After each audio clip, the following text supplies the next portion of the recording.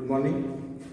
Today we start chapter number 2, Maths 2, Parallel Lines. In that chapter, first we learn definition of parallel lines. Already we learn in the 8th standard, but again we learn parallel lines. Then what is meant by transversal, corresponding angle, alternate angle, and interior angles. So just listen. It is just revision, okay? So listen carefully. What is meant by parallel lines?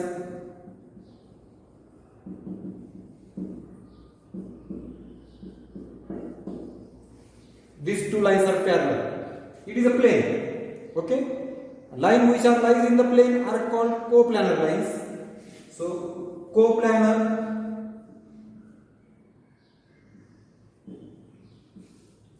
not intersect each other, not non-intersecting,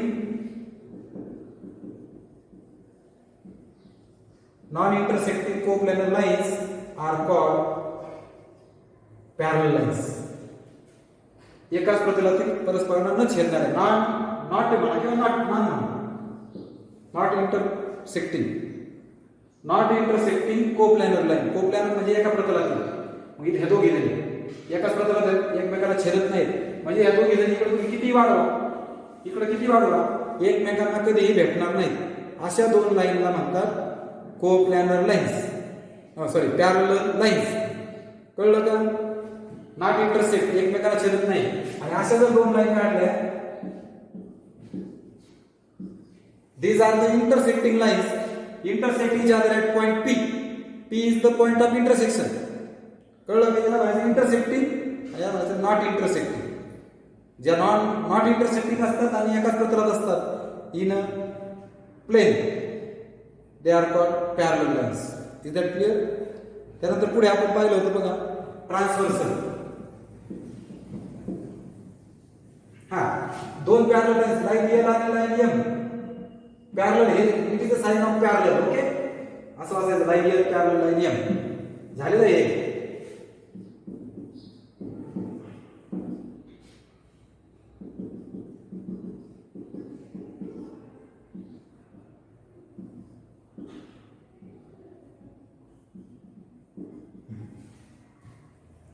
नीट लक्ष द्या.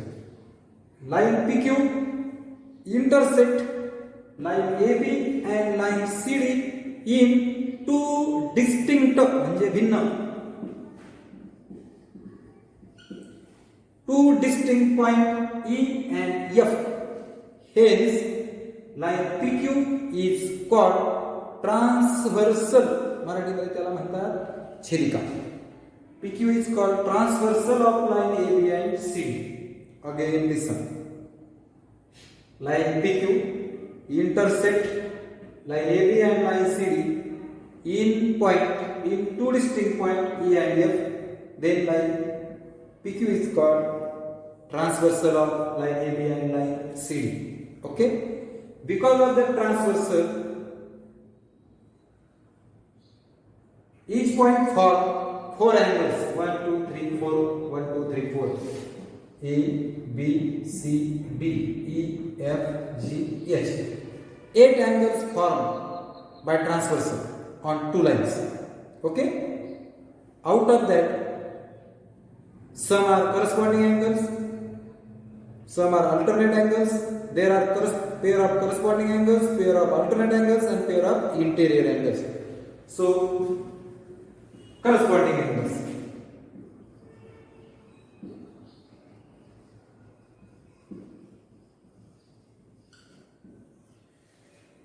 कोणते आहेत corresponding angles? वरचा पकडा असं सांगितलं मी. खालची बाजू म्हणजे हा ए आणि E. Angle A, angle E, angle B, angle G, angle B, angle F, angle C, angle H. How many pairs of corresponding angles? 4. There are 4 pairs of corresponding angles. आता पूर्ण नाव घ्यायची ठरली तर कसं बघायचं मीचं PEB आणि अँगल E हे ना हे नाव हे ईचं नाव एफ ई एफ डी हे तर हेचं नाव B E F D F Q B आणि F P E A E F C A E F C F Q these are four pair of corresponding angles. All of you understand? Okay. After that alternate angle. Interior interior angles. Interior कसे ओळखायचे हे असे याच्यात दोन लाईनच्या आतमध्ये असतात आणि एकाच बाजूला असतात. हे बघा दोन लाईनच्या आतमध्ये आणि एकाच बाजूला हे दोघं आणि हे दोघं angle C and angle F, angle B and angle E. कळलं का? पूर्ण नाव काय? angle B E F आणि E F D, A E F E F C. These are the interior angles. Two pair of interior angles are there. Four pair of corresponding angles are there. Now alternate angles.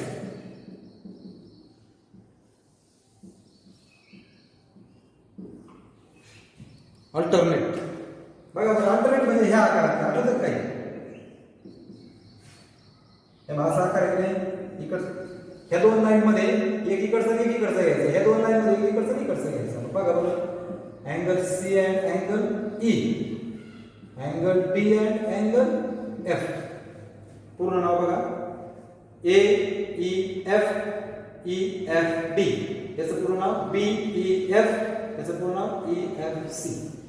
These are the alternate angles. These angles are called interior alternate angles. हे दोघं जण आतमध्ये आहेत म्हणून interior alternate angle.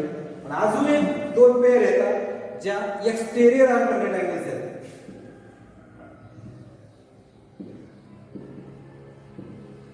Exterior alternate angles. कोणत्या? इकडचा कोपरा आणि इकडचा कोपरा. Angle B, angle G. Angle A and angle H. A angle B G A H. B म्हणजे P E A D F Q P E B C F Q. These are the exterior alternate angles. There are two types of alternate angles: interior alternate angles and exterior alternate angles. Two pair of interior alternate angles and two pair of exterior alternate angles. After that we learn some properties. Properties सोपे आहेत. तुम्ही पुस्तकातून पाहून लिहिणार आहात. मी तुम्हाला ते पटापट समजून सांगतो. बघा बरं का याच्यातच सांगतो. थोडीशी मोठी आकृती काढतो.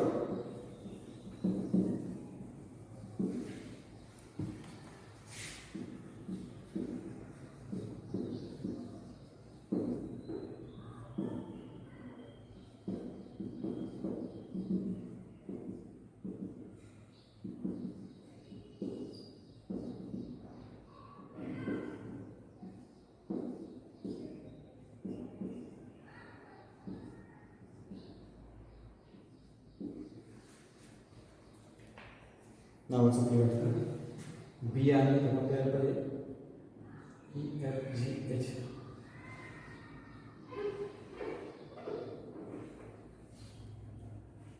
सी आणि डी आणि एफ बरोबर E F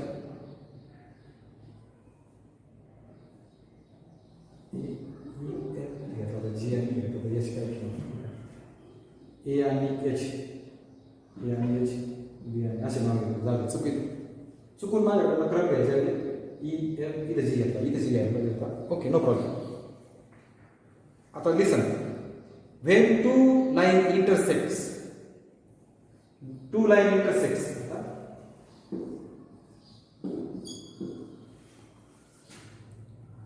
the pair of opposite angles form.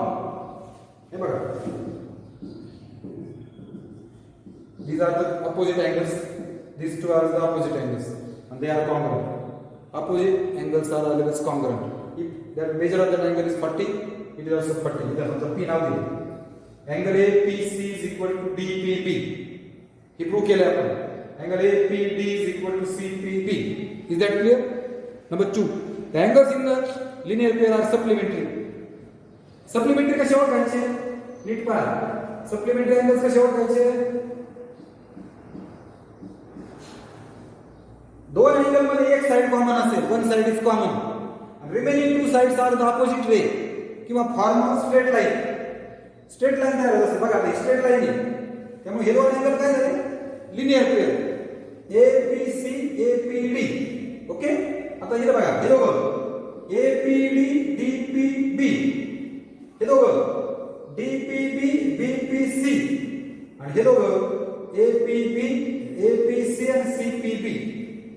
These are the angles in the linear pair, and the angles in the linear pair are always supplementary. What is meant by supplementary? That means sum of measure of that two angle is 180. हे दोघांची बेरीज 180 असते. याची बेरीज 180, याची बेरीज, याची बेरीज आणि याची बेरीज. याचा उपयोग केलेला आहे आपण. Property number 3. Listen carefully. When one pair of corresponding angle is congruent. झालेला प्रॉपर्टी आहे. आता बघा, वन पेअर हे corresponding angles, one pair of corresponding angle is congruent. One pair is congruent, then all remaining pairs of corresponding angles are congruent. जर का ही 40 असेल आणि ही 40 असेल, म्हणजे A कॉन्ग्रुएंट ही असेल, तर D कॉन्ग्रुएंट G असतं, B कॉन्ग्रुएंट F असतं, C congruent H. All remaining pairs are also congruent.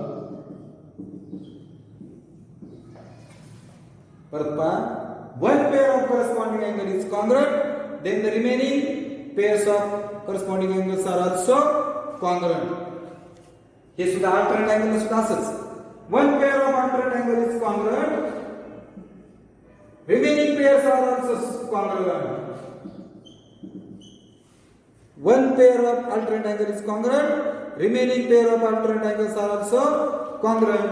आणि interior angle चं मात्र हे जे आहे दोघं जण आहे, one pair of interior angle is a supplementary. That means sum of measure of interior angles is 180. Then remaining pair also, other pair is also supplementary. कळलं का? ती प्रॉपर्टी किती सोपी आहे एकदम.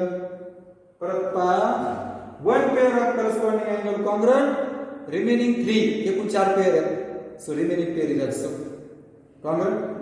One pair of alternate angle is congruent, so remaining pair, ही एक pair आणि ही एक pair, interior exterior alternate angles are congruent. And one pair of interior angle is supplementary, दोघांची बेरीज 180 असेल, तर other pair also supplementary. ही प्रॉपर्टी नीट लक्षात ठेवा. आता आपण एक गणित घेऊ, मग आपण एका थेरमकडे जाणार आहोत, त्यामुळे लक्ष द्यायचं.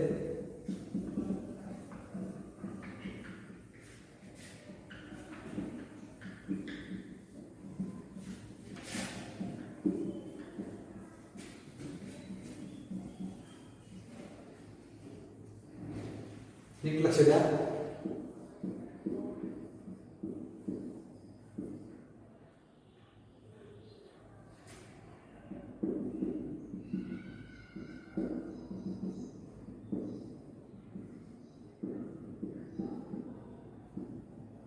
समजा हे 80 degree. Find the remaining angles. बरोबर? मग आता बघा बरं का, हा अपोजिट आहे, हे लिनियर पेअर आहे, हे लिनियर पेअर आहे, असं लिहू शकता.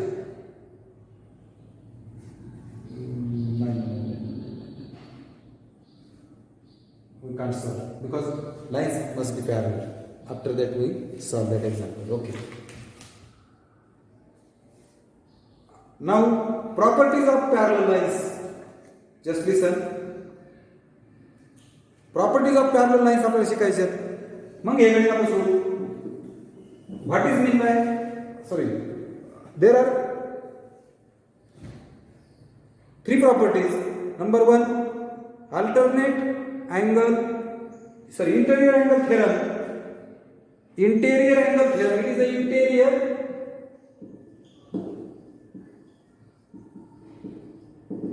theorem. Just listen. If sum of interior angles forms on one side of transversal of two lines is less than the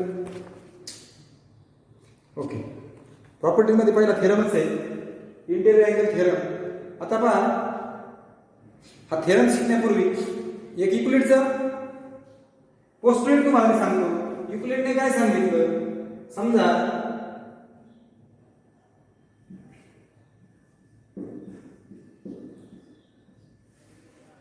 हे जो दोन अँगल आहेत या दोघांची बेरीज जर 90 पेक्षा लहान असेल याची आणि ह्याची बेरीज, तर they are intersect each other and not parallel to each other. Is that clear? काय सांगितलं युक्लिडचं पोस्टुलेट लक्ष द्या. जर या दोन अँगलची सम बेरीज 180 असेल, समजा हा ए हा बी आहे, A plus angle B less than 180 असेल, then that two lines are intersect each other. Okay, त्याचा उपयोग करणार आपण. नीट लक्ष द्या. आता बघा पहिलं थेरम, पहिली प्रॉपर्टी काय आहे बघा, इंटेरियर अँगल थेरम येतो. म्हणताना त्यांनी प्रॉपर्टीज ऑफ पॅरलल लाईन्स म्हटले. If two parallel lines are intersected by transversal, बघा ही एक पॅरलल लाईन, हे दोन पॅरलल लाईन्स आहेत M and N intersected by transversal N. Two parallel lines म्हणजे line L and M are parallel intersect by transversal line N. म्हणजे given मध्ये काय line L parallel M and line N is its transversal. बघा line L parallel M and line N is its transversal. The interior angle on either side of transversal are supplementary. जर या दोन parallel line असतील, दोन parallel line असतील, तर एका बाजूचे इकडचे किंवा इकडचे जोडी, ही जोडी किंवा ही जोडी इंटेरियर अँगलची सप्लिमेंटरी असते. म्हणजे लाईन पॅरलल दिले की तुम्ही लगेच म्हणू शकता a + b = 180, c b + c = 180 because line L parallel M. It is the number 1 property. Is that clear? Line L parallel M must be required. After that interior angles are supplementary. थोडक्यात shortcut काय आहे, if two lines are parallel the interior angles are supplementary. असा shortcut property सांगितली बघा तुम्ही. हा theorem given मध्ये line L parallel M, line N is transversal, A angle A, B and B, C R interior angles. आणि हे तुम्हाला supplementary दाखवायचे. To prove A + B = 180, C + D = 180. It is a indirect proof. म्हणजे ही जी आहे काय करत नाही म्हणायची, ही जी पहिली कंडिशन आहे अँगल A + अँगल B = 180, दोघांची बेरीज 180. दोघांची बेरीज किती असू शकते? There are 3 possibilities. A + B > 180 असू शकते. A + B मी म्हटलं माझ्याकडे दोन अँगल आहेत, सांगा बरं त्यांची बेरीज किती असू शकते? तुम्ही म्हणाल सर त्यांची बेरीज 180 असू शकते किंवा > 180 असू शकते किंवा < 180 असू शकते. There are 3 possibilities. Angle A + B < 180, angle A + B > 180 आणि तिसरी अँगल A + B = 180. समजा हे नाही शक्य, हे नाही शक्य, म्हणजे < 80 पण नाहीये, 180 नाहीये आणि त्यांची सम < 180 पण नाही. म्हणजे किती असणार? 100% मग 180 असणार. मग आपण हे चुकीचं मानू, हे चुकीचं दाखवू, हे पण चुकीचं दाखवू. Both are false. So automatically third possibility is true. assume that first possibility angle A plus B less than 180. पहिली पॉसिबिलिटी घेतली बरं का. मग आत्ताच मी सांगितलं युक्लिडचं postulate. According to Euclid postulate काय सांगतो युक्लिडचं पोस्टुलेट? दोघांची सम लेस दॅन 180 असेल तर या दोघी एकमेकांना इंटरसेक्ट करतात, म्हणजे त्या पॅरलल नाही. Line L and M are not parallel to each other but in given, but line L parallel to M is given. म्हणजे ते दॅट कॉन्ट्रडिक्ट्स. हे चुकीचं आहे, म्हणजे हे चुकीचं आहे. म्हणून angle A + angle B less than 180 is not possible. कळलं का? पहिला त्याला म्हटलं पहिला आकडा. Is that clear? पहिला आकडा कळला का? आता दुसरा काय? दुसरी possibility. Suppose that angle A plus angle B greater than 180. बरोबर. आता बघा इथे angle A plus B greater than 180. आता हे दोघांची बेरीज किती आहे सांगा बरं. ए प्लस बी किती असेल 180. बी प्लस सी किती असेल 180. अँगल इन बघा angle in the linear pair ना. लिनियर पेअर समजतं ना. मग हे दोघांची बेरीज 180, हे दोघांची बेरीज 180. LHS ची बेरीज करा म्हणजे RHS ची बेरीज करा. काय होईल a plus b plus b plus c 180 plus 180. बरोबर. मग angle c plus angle d हे दोघं जण इथे ठेवतो. हे 360 वजा angle a minus angle b करतो.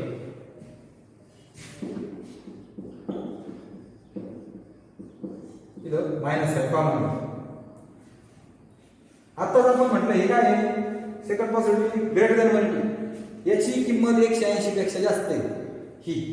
मग 360 मधून 180 पेक्षा मोठी संख्या वजा केली तर वजा बाकी काय होईल. करेक्ट 180 पेक्षा लहान. म्हणजे समजा ही 190 केली दोघांची वजा बाकी 170 येईल ना. 30 वजा 190 70 180 पेक्षा लहान. म्हणजे angle C plus angle B less than 180. परत according to Euclid postulate C आणि डी हे लहान आहेत 180 पेक्षा. लेस दॅन 180 म्हणजे एकमेकांना छेदतील. हेच line L is not parallel to line M. But in given line L parallel to M. Hence angle A plus angle D greater than 180 is not possible. याला म्हणायचं नंबर 2. एक म्हणतो A plus B less than 180 is not possible. 2 म्हणतो A plus D greater than 180 is not possible. It is not possible. It is not possible. Hence from 1 and 2 angle a plus angle b is equal to 180 is possible. That is the proof of that theorem. आता theorem shortcut सांगतो. मी हा इथं लिहिलेला आहे सगळा पुस्तकात पण आहे तुम्ही छानपैकी लिहू शकता. इथं झालं फ्रॉम 1 and 2 इथं लिहायचं बाय युक्लिड्स पोस्टुलेट. समजा हे लेस दॅन झालं by Euclid postulates line L is not parallel to line M. Hence but given line L parallel M is given. Hence हिची कंडिशन आहे 2 नंबरची. Angle A plus angle B greater than 180 is not possible. त्याला म्हणायचं number 2 from 1 and 2. मग म्हणायचं angle A plus B is equal to 180. Finish. Is that clear. परत आता ही प्रॉपर्टी आहे इंटेरियर अँगल्स थेरम जो आहे हा थेरम शॉर्टकट सांगतो. If 2 lines are parallel interior angles are supplementary. कळलं. प्रॉपर्टी कडे शॉर्टकट थेरम कळलं का. काय थेरम आहे इंटेरियर अँगल थेरम काय सांगतो 2 लाईन्स आर पॅरलल म्हणजे पॅरलल इज गिवन. पॅरलल दिलेला असेल तर थेरम म्हणायचं. आणि त्याचा कॉन्व्हर्सला प्रॉपर्टी म्हणलेली आहे पुढे त्यांनी. इंटेरियर अँगल थेरम काय आहे. इंटेरियर अँगल थेरम काय आहे 2 lines parallel interior angles are supplementary. त्याच्यावरून आपल्याला 2 थेरम शिकायचे करस्पॉन्डिंग अँगल आणि करस्पॉन्डिंग अँगल थेरम आणि अल्टरनेट अँगल थेरम. थेरम काय बघा number 2 the corresponding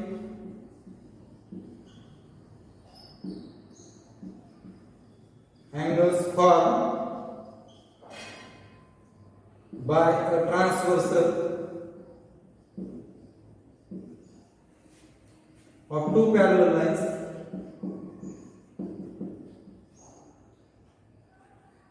are of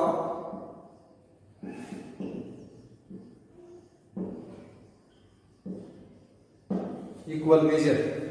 corresponding चे अल्टरनेट शब्द घालायचा The alternate angles formed by transversal of two parallel lines are of equal measure. म्हणजे दोन्ही मध्ये काय फरक आहे? फक्त नावाचा फरक आहे. आता बघा, आधी आपण हा थेरम प्रूव्ह करू.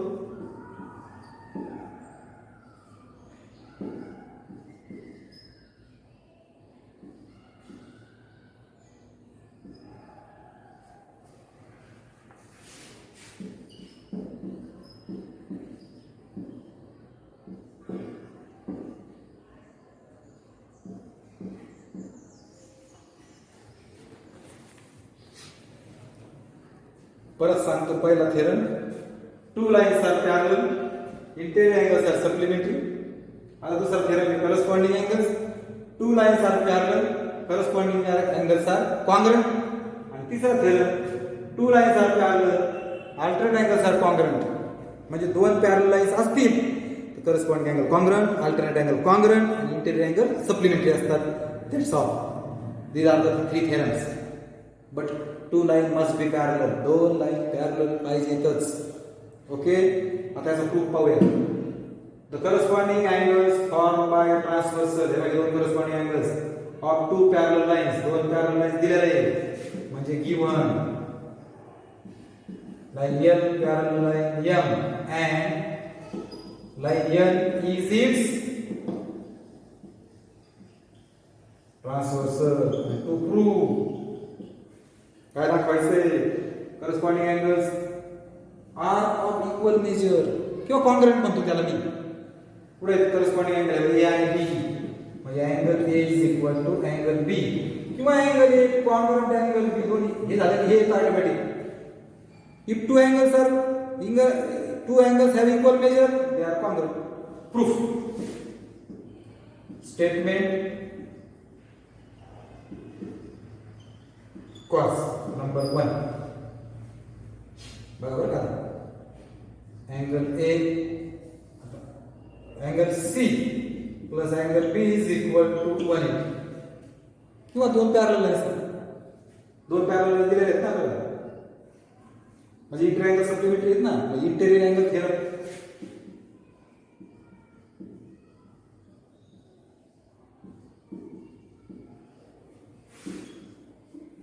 बरोबर. दोघांची बेरीज. आता हे दोघांची बेरीज वर येईल. हे कोणते अँगल आहे सांगा बरं? करेक्ट. Linear pair. हे सप्लिमेंटरी असतात. अँगल्स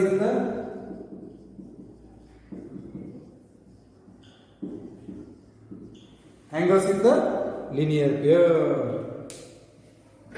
आता दोघांची उजवी बाजू आरएचएस सेम म्हणून LHS same. angle C plus B is equal to A plus angle C from 1 and 2. बघा ना, उजवी बाजू सारखी म्हणून डावी बाजू सारखी.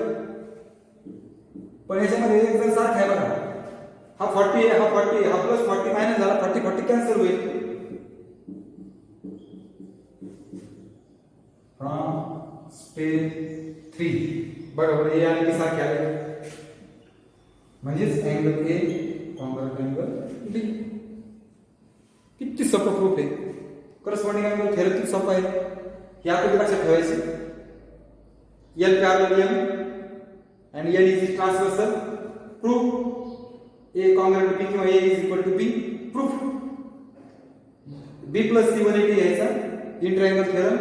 ए प्लस सी 180 घ्यायचा angles in the linear pair. RHS same म्हणून एलएचएस सेम घ्यायचा आणि एक जण कॅन्सल होईल. That is the answer. Alternate angles. फक्त याच्यामध्ये अल्टरनेट शब्द टाका. The alternate angles form by a transversal of two parallel lines are of equal measure. म्हणजे to prove given same.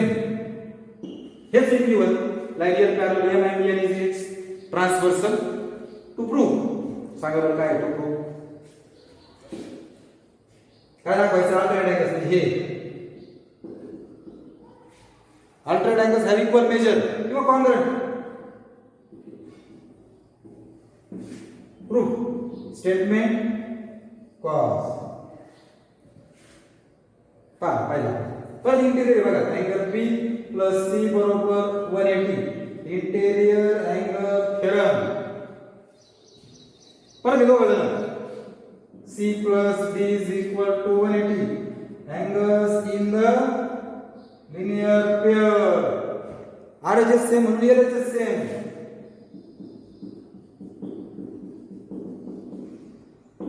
From step 1 and 2,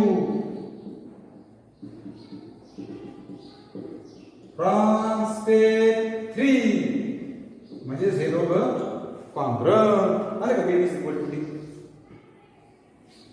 अशा पद्धतीने आपण 3 थेरम घेतले. हे दोन मी खूप पटकन घेतले कारण का सोपे आहेत. इंटेरियर अँगल थेरमचा उपयोग करण्यात आला फक्त 4 ओळींची प्रूफ आहे त्याचा. अशा पद्धतीने 3 थेरम आपले झालेले आहेत. याच्यावरचा जो प्रॅक्टिस सेट आहे तो आपण पुढच्या तासाला पाहूया. धन्यवाद.